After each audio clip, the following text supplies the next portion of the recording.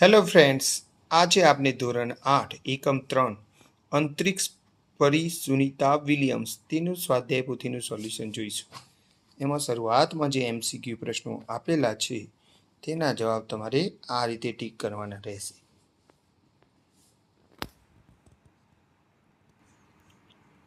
આ 7 થી 10 MCQ પ્રશ્નોના જવાબ તમારે આ રીતે ટીક કરવાના રહેશે, બરાબર.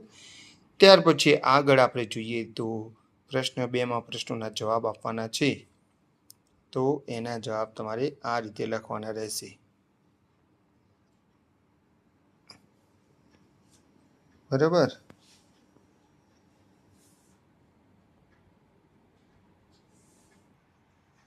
પાંચમા પ્રશ્નનો જવાબ આ રીતે લખવાનો રહેશે.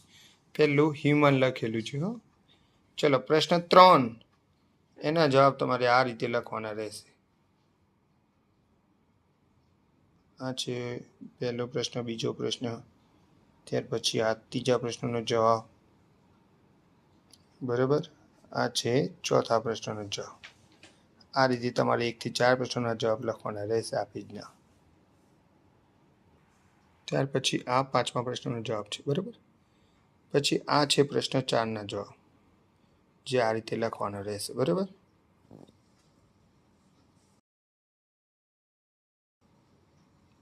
ત્યાર પછી આગળ જોઈએ આપણે તો પ્રશ્ન 5, જે પણ ચિત્રો આપેલા છે એમનો આપણે અહીંયા ઉલ્લેખ કરવાનો છે, બરાબર. ત્યાર પછી આ જે પણ ચિત્રો આપેલા છે એ ચિત્રો પ્રમાણે એમની માહિતી આપણે અહીંયા ભરવાની છે, બરાબર. જે મેં અહીંયા બતાવ્યું છે તમે આ રીતે માહિતી ભરજો,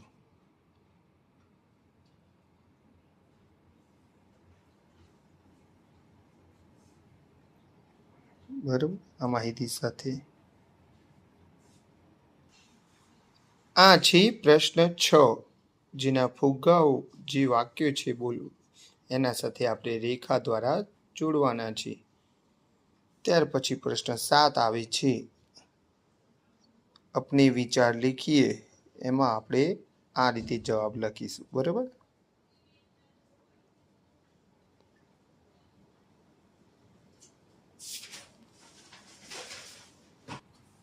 ત્યાર પછી આ છે પ્રશ્ન 3નો જવાબ છે આ.